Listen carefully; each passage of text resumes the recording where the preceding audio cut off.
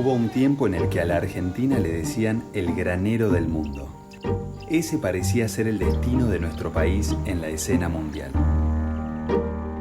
También se hablaba de la Argentina como una gran fábrica de carne que podía alimentar a millones de bocas en todo el mundo. Nuestro país tenía una ventaja en comparación con otras naciones: miles y miles de kilómetros cuadrados de tierra naturalmente fértil. Sin embargo, algo nuevo estaría creciendo en nuestro suelo, además de granos y vacas. Algo que forjaría nuestra identidad frente al mundo y frente a nosotros mismos, movilizando la potencia y energía de todos sus recursos y su gente. Algo que se conocería más adelante como nuestra industria nacional.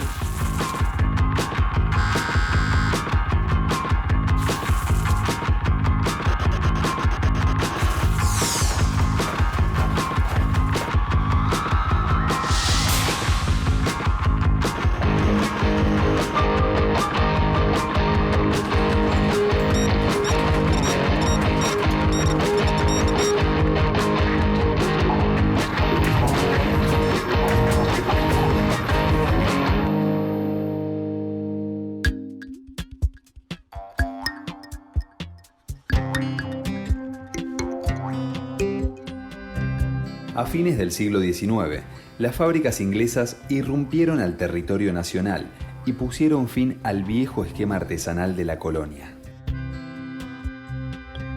La mercadería fabril importada de Gran Bretaña, de mayor calidad y más barata, empezó a suplantar casi en su totalidad a los productos locales. Lo que se denomina normalmente el modelo agroexportador es el resultado de un largo proceso que se inicia en la colonia misma. Lo que pasa es que en 1880 pasan dos cosas fundamentales. Una, la conquista del desierto, la consolidación del roquismo. El transporte a vapor está bajando los costos, con lo cual empieza a llegar el trigo y la carne masivamente a Inglaterra.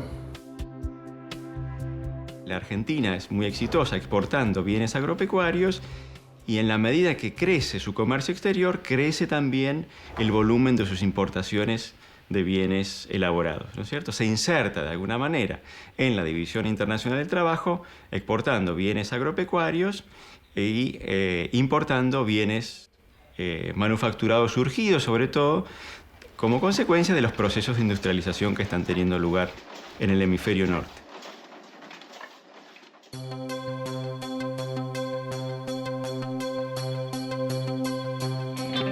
Es un modelo basado en el libre comercio. La oligarquía terrateniente busca insertarse como un apéndice del capital industrial inglés y teme fundamentalmente que si nosotros hacemos políticas proteccionistas como hacía Estados Unidos, Canadá o Australia, los ingleses nos trabasen el comercio.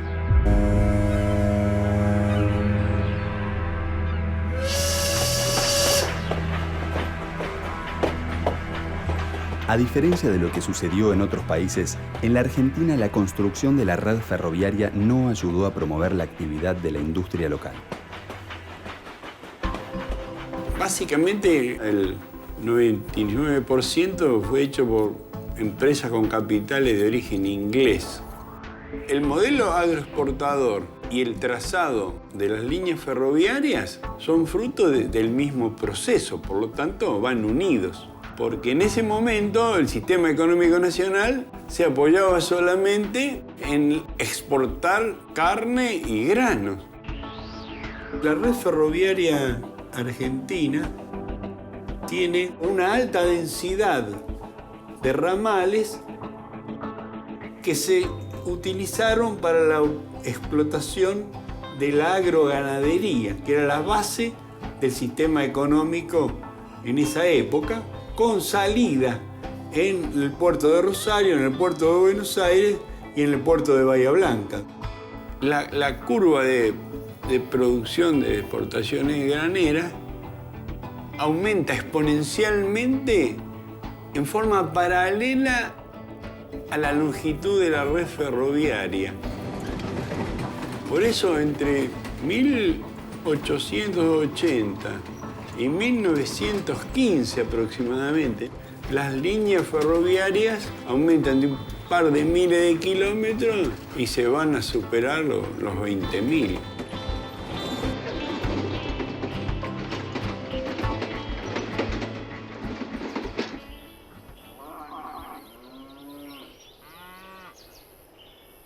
Entre las inversiones industriales más importantes y entre las inversiones extranjeras más destacadas ocupa un lugar de primer orden el de las inversiones en lo que nosotros llamamos frigoríficos, es decir, grandes empresas procesadoras de carne que acentúan el perfil exportador de la economía argentina, puesto que el grueso de la producción que se procesa, se faena y se sube a barcos frigoríficos va a ir dirigida cada vez más al mercado británico.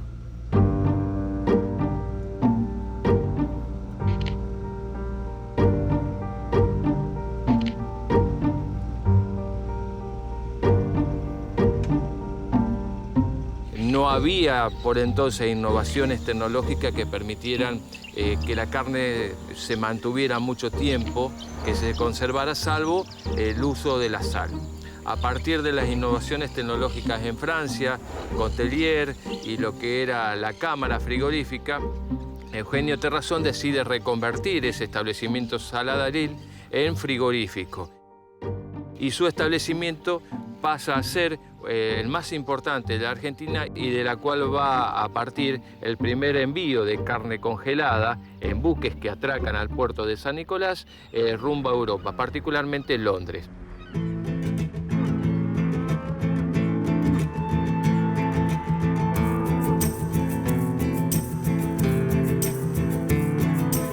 Los primeros frigoríficos, Drabble, Terrasson y demás, son empresas relativamente pequeñas. Esa etapa es una etapa relativamente experimental del comercio internacional de carne. Va a tomar gran vuelo cuando entren a tallar sobre todo las empresas británicas y las empresas norteamericanas. Esas van a desplazar a las primeras que se habían organizado, sobre todo sobre la base de capitales anglo-argentinos. Es decir, este es un negocio en el cual se va a producir un proceso de gran concentración.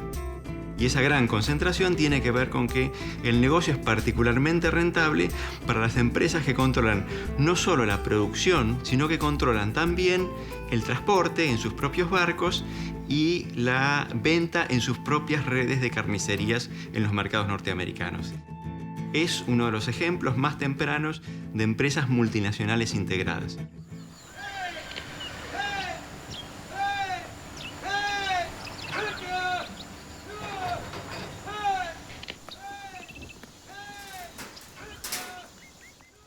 Se llevan a corrales.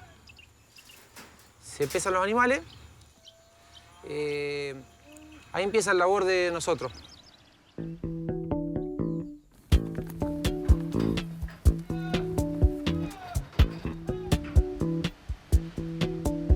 Mi nombre es Martín.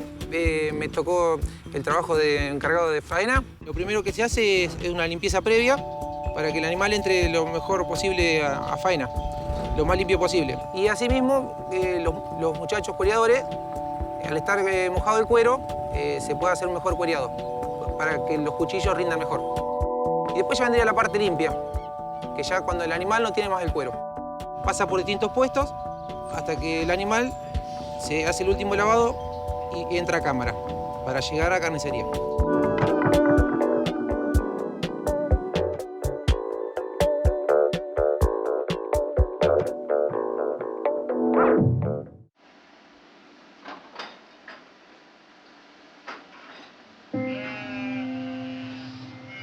A fines del siglo XIX, los trenes y los frigoríficos trajeron oportunidades inéditas de comunicación y transporte, y abrieron un nuevo ciclo económico que reemplazó al agotado modelo de la lana.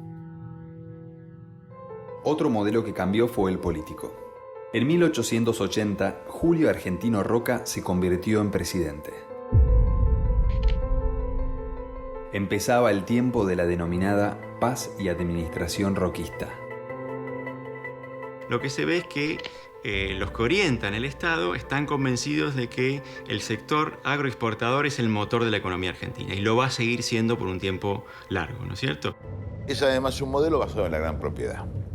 Significa que tenemos explotaciones de 20.000, 30.000 hectáreas, una altísima concentración de la tierra y por lo tanto de la renta agraria. Argentina va a ser un país con un ingreso muy desigual desde su comienzo, por el efecto de la apropiación de la tierra.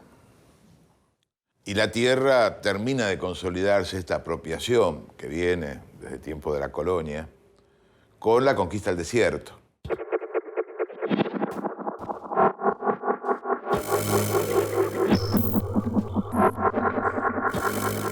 Son 15 millones de hectáreas bien situadas que se reparten entre unos pocos.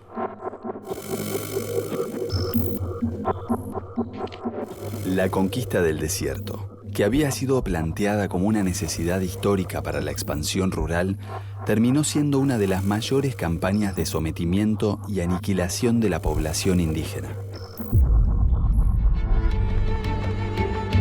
La economía comenzó a crecer, y ese auge fue generando un mercado interno que dio pie a una intensa actividad fabril.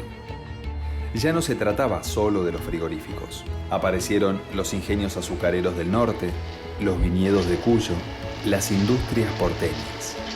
Al calor de este proceso de crecimiento, surgió un actor que tendría un papel central en la historia argentina: los capitanes de la industria.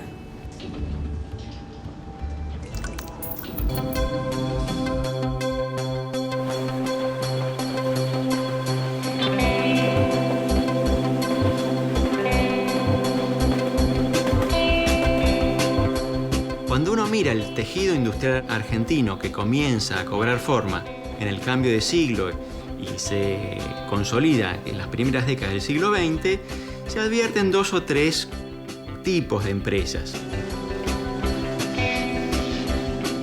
Una son las pequeñas empresas familiares que han crecido sobre todo sobre la base del talento de sus orientadores. Y ahí la figura de los empresarios inmigrantes es decisiva. Tenemos un segundo nivel de empresas que son pequeños talleres, ¿no es cierto?, que siempre van a acompañar el desarrollo industrial, pero sin crecer demasiado. Y finalmente tenemos un tercer universo, que es el de empresas grandes. Algunas no nacieron tan grandes, pero otras sí, desde el comienzo surgieron grandes y en parte lo hicieron gracias a la inversión extranjera y que nacieron en nichos donde tenían, en muchos casos, poder oligopólico, poder de mercado. Surgieron entonces los capitanes de la industria, un grupo de emprendedores que descubrió que la actividad fabril podía ser una fuente de beneficios tanto o más interesante que otras áreas. Eran los principales inversores del capital, los propietarios de las mayores empresas, los voceros del sector. Como consecuencia del crecimiento de la demanda, de la cantidad de consumidores, del poder adquisitivo de los consumidores, empiezan a transformarse los procesos productivos y a dar lugar a la emergencia de las primeras grandes chimeneas.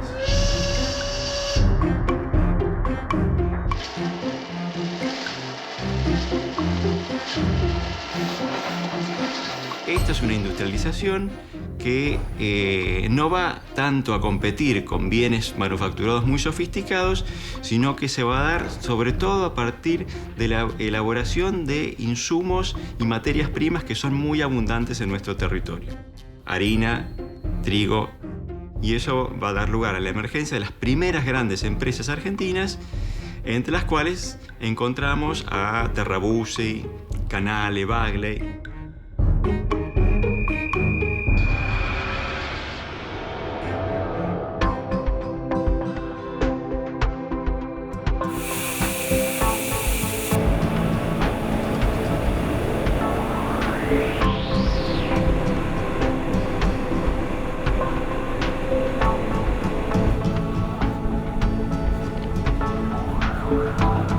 Bueno, ese banco de cilindro que vieron se llama primera rotura. Es el primer paso que pasa del trigo a harina, ¿no es cierto? Por eso la primera rotura es donde se muele el grano de trigo y de ahí en adelante ya pasa un proceso de separación del trigo hasta que, bueno, queda harinas por un lado y afrechillo por otro.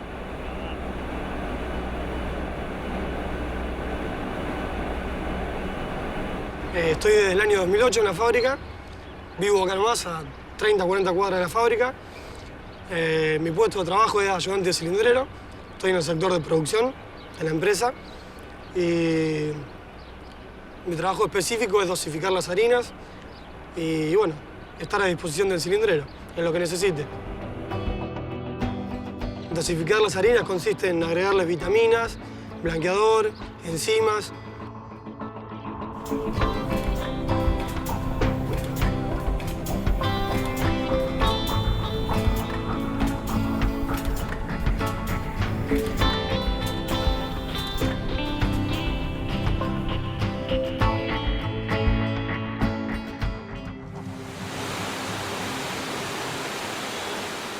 La expansión del modelo agroexportador que regía en la economía desde hacía varias décadas parecía no tener límites.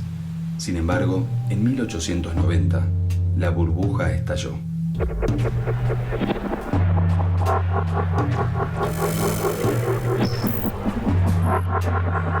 La crisis, conocida como Pánico de 1890, marcó un punto de inflexión. Los precios de las materias primas cayeron y Argentina perdió sus ventajas relativas. La revolución del parque desencadenó la renuncia del presidente Juárez Celman y en su lugar asumió Carlos Pellegrini, que tenía una mirada más industrial. Y es uno de los que cree que con el sector agroexportador no basta, ¿no es cierto? Y ahí entra el fenómeno de proteccionismo, ¿no es cierto? La política económica proteccionista, que significa que no necesariamente hay que afectar los intereses exportadores, pero sí crear condiciones más propicias para que otros sectores se desarrollen y en particular el sector industrial. Lo que va a hacer Carlos Pellegrini es vestirse con un traje de tela argentina y caminar por Florida para mostrar que en la Argentina se podían hacer telas. Es decir, es un proyecto de industrialización, pequeña propiedad y democratización.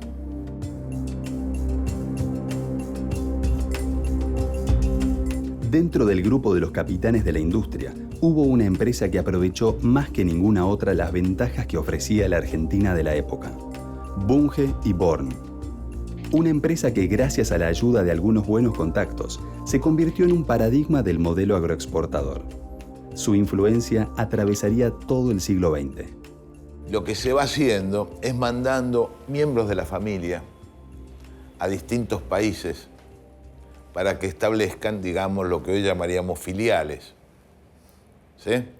Un hijo va a Sudáfrica y arma un imperio, otro viene acá y arma otro imperio, asociado con su cuñado, que es Born. En décadas posteriores va a ir diversificando sus inversiones hacia otros rubros, aprovechando las oportunidades que ofrece una economía en expansión y aprovechando también destrezas gerenciales y acceso a capital que no eran tan frecuentes en otras empresas más pequeñas del tejido industrial argentino. Envases, bolsas, molinos. Es una industria al servicio y en el marco del modelo agroexportador. No es una burguesía industrialista que quiere impugnar el modelo.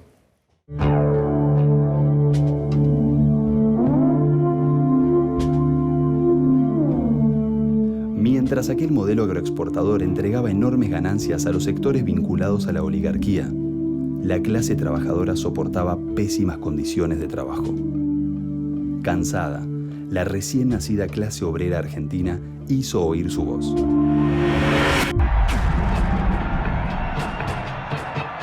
Según un estudio, los sectores más combativos son los que tienen algún poder de negociación que está vinculado a su posición en la estructura exportadora. El sector del puerto es fundamental en este sentido. Y esto explica la temprana aparición de una modalidad de lucha que es las huelgas generales en Argentina. La primera huelga general fue en el año 1902, y surgió precisamente de un conflicto en la cadena de comercialización del puerto. Las huelgas en esa época eran grandes pruebas de fuerza entre capitalistas, trabajadores y Estado que se dirimían a lo largo de días, meses y generalmente con un saldo represivo que va dando lugar muy paulatinamente a negociaciones paritarias o cierta apertura institucional hacia ese tipo, hacia los gremios que en realidad tenían la capacidad de fuerza.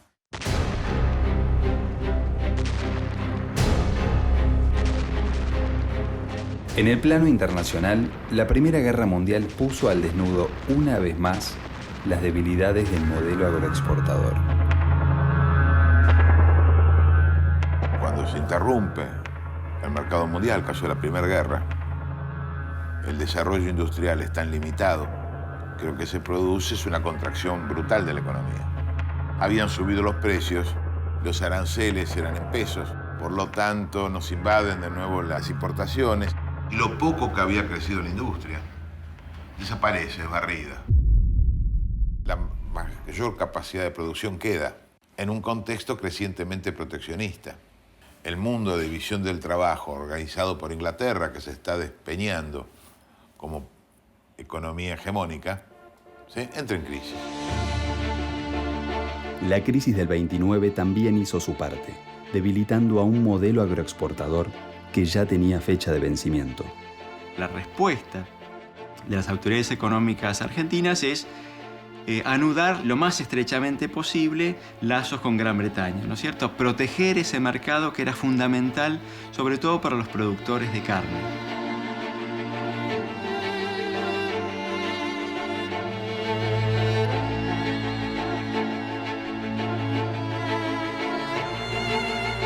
A través del Pacto Roca-Runciman es que la Argentina va a seguir conservando una porción bastante grande del mercado británico para sus exportaciones a cambio de permitir importaciones británicas más o menos por el mismo valor.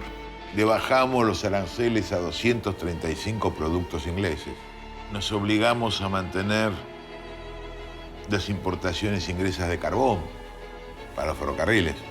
Y le damos el monopolio del transporte a través de la corporación. Es un pacto realmente vergonzoso, pero festejado por la mayor parte de la clase dominante. Y Argentina iba a pagar caro esta fidelidad a un imperio en decadencia.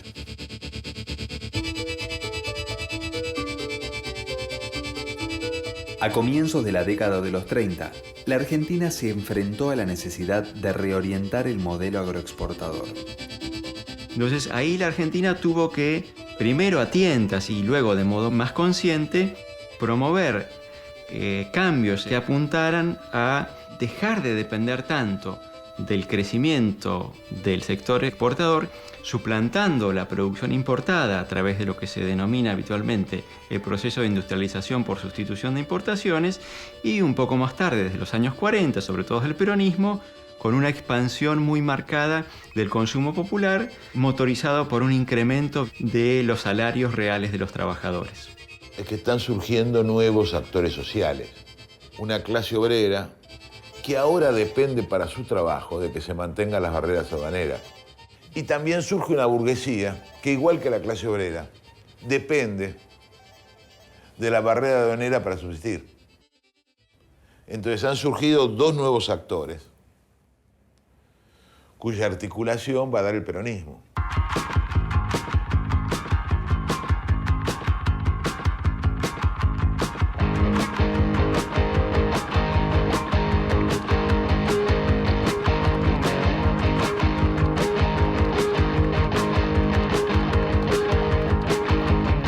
El modelo basado en la exportación de alimentos y materias primas a cambio de la importación de bienes industriales mostró sus debilidades y su excesiva dependencia externa. La crisis mundial y el derrumbe de la demanda europea terminaron con el modelo agroexportador que desde 1880 imperaba en la Argentina. El país se preparaba para nuevos cambios, los primeros pasos de la industria nacional.